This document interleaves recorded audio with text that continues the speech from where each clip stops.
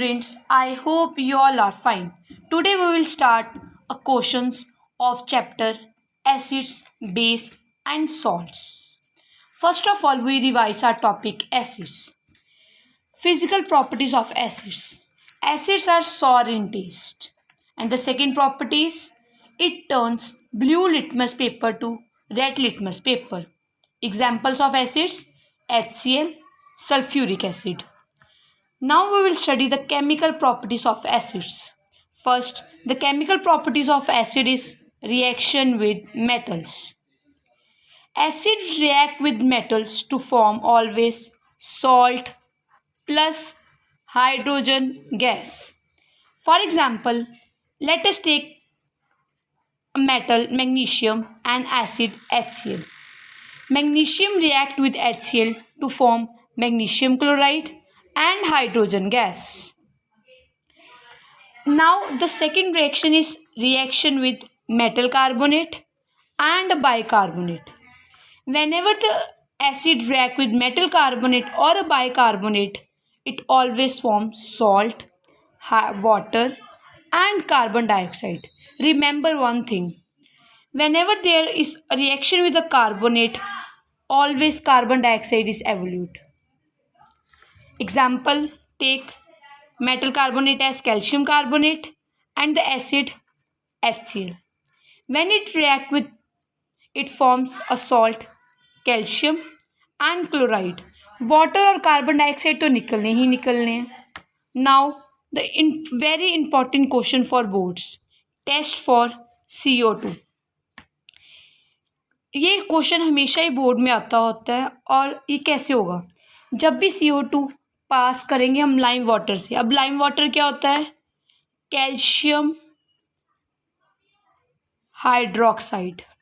जब भी हम लाइम वाटर पास करेंगे कैल्शियम हाइड्रोक्साइड में से, means lime water always it turns milky.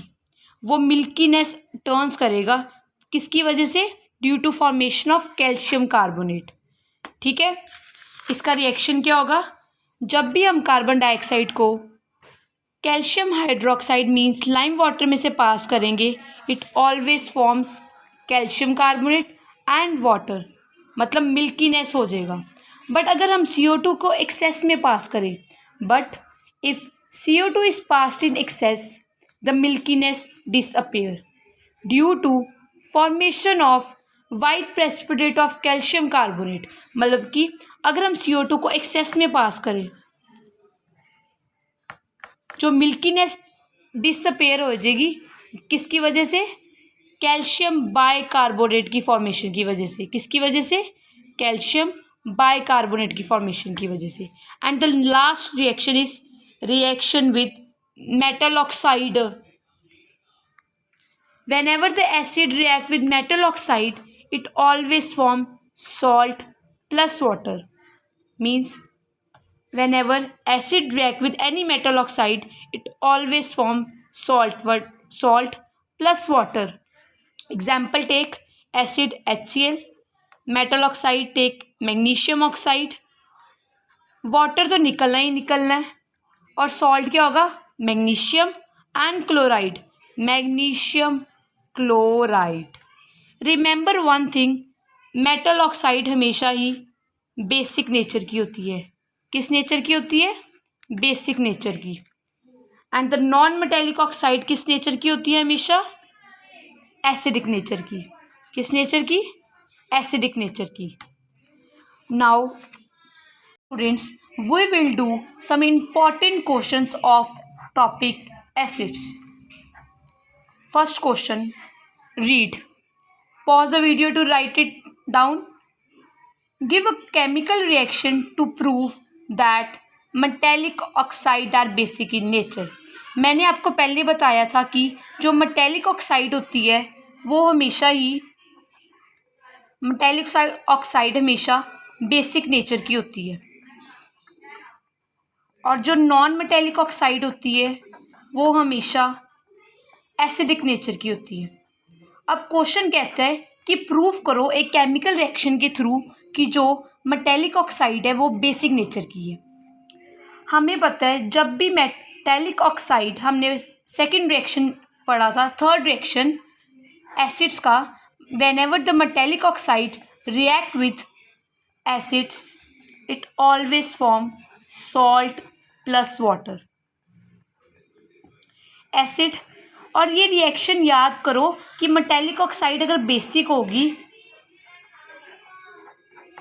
तभी सॉल्ट प्लस वाटर बनता है, neutralisation reaction.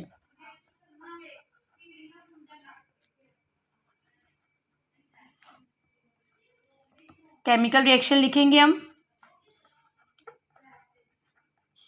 Late us take metallic oxide as calcium oxide, acid HCl, and the salt form is calcium chloride, means calcium chloride। Water तो निकलना ही निकलना है।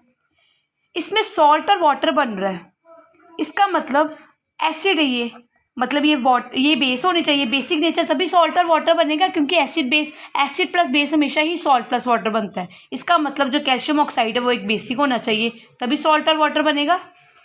Hence this reaction shows that metallic oxides are basic in nature. Second question, give a test for CO2 and hydrogen gas. Pause the video to write it down. First, we have done previously, CO2 का test क्या होता है? Pass a gas through lime water. Lime water means calcium hydroxide. पास करो, it turns milky. But if excess of CO2 is passed, milkiness क्या हो जाएगी? We have done previously, disappears. The very important questions usually come. Reaction क्या लिखेंगे? Carbon dioxide किस में से पास करवाई हमने? Lime water means calcium hydroxide, it forms calcium carbonate. But अगर हम एक्सेस पास कर दे कार्बन डाइऑक्साइड तो क्या हो जाएगा? मिल्कीनेस जो होगी ना वो डिसअपेयर हो जाएगी due to formation of calcium bicarbonate. Milkiness क्या हो जाएगी? डिसअपेयर। क्या होगी? Disappear due to formation of calcium bicarbonate.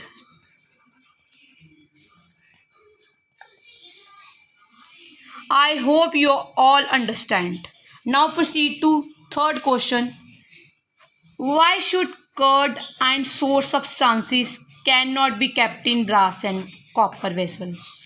It means कि जो सॉर सब्सटेंसेस होते हैं और कर्ड होते हैं वो कॉपर और ब्रास वेसल्स में क्यों नहीं रखे जाते?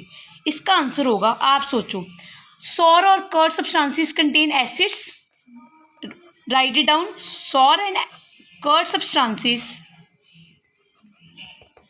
contain acids. It reacts with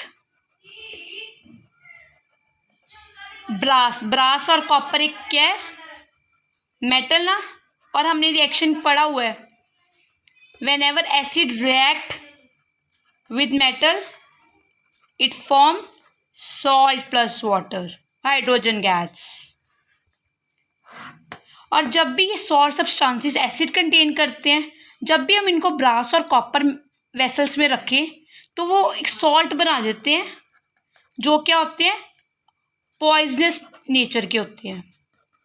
किसके होते हैं? पॉइजनस नेचर के। तभी हम हमेशा कर्ड या सॉर सब्सटेंसेस को, अचार वगैरह को हमेशा ही प्लास्टिक में रखते हैं। Okay, I hope you all understand. For more videos subscribe my YouTube channel Genius Education. Thank you all.